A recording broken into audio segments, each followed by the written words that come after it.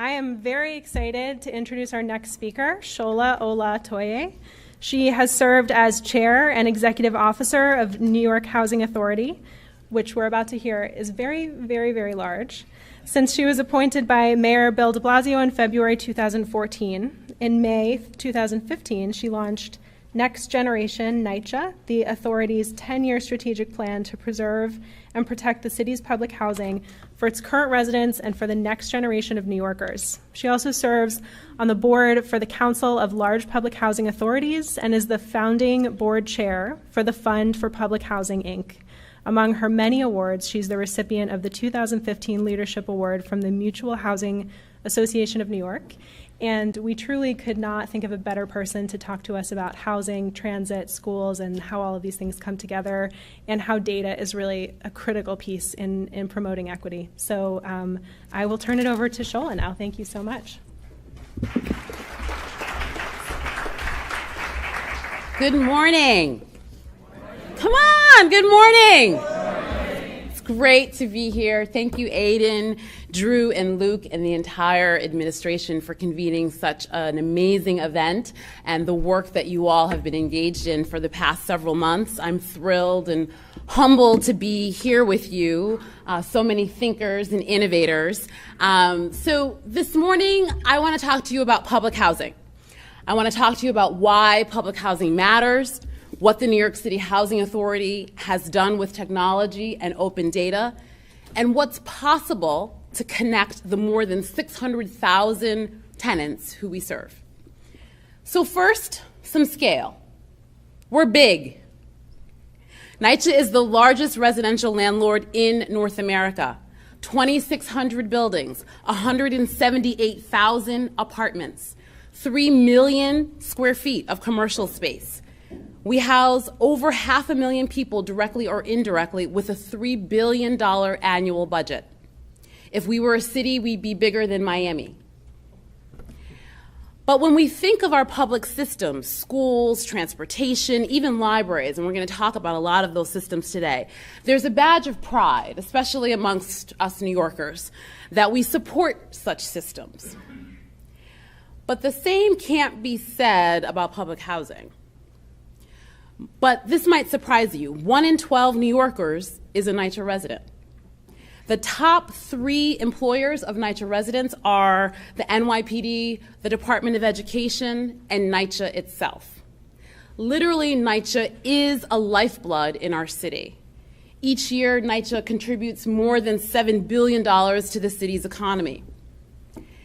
You heard Mayor de Blasio charged us with creating a turnaround plan that would preserve NYCHA's properties for current residents and guarantee that this precious asset be here for the next generation of working New Yorkers. So we, 16 months ago, released our plan, Next Generation NYCHA, and as you can imagine, our size presents us with both incredible opportunities as well as incredible challenges. As part of our change process, we're using technology to drive towards operational solutions, financial efficiencies, and better connections for our residents. But are we truly leveraging big data to solve operational problems to help us meet our vision? Let me tell you a couple of things that we're doing. We're on our way to entering the digital age. We receive 10,000 calls per day to our customer center. We open and close 2 million repair tickets per year, and we have 11,000 employees, a third of whom live in our buildings. By the end of this year, more than 3,500 of our employees will have smartphones that will allow them to open and close tickets with the customer ultimately signing off on the work. Think FedEx. We will also meet our goal of getting almost 50% of our employees connected to company email. Yes, email. Yes, that's a challenge for government. We have $17 billion in capital needs and just $300 million in annual capital funds. Where do we begin? How do we prioritize? We've created analyses of most common repair issues, customer complaints, and staff labor to create a capital planning continuum mapping tool.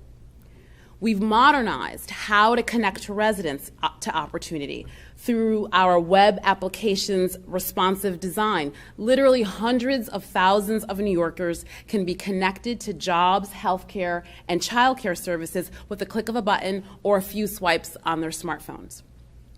The Obama administration's Connect Home efforts will also add to the administration's efforts to connect some 20,000 NYCHA residents to broadband access.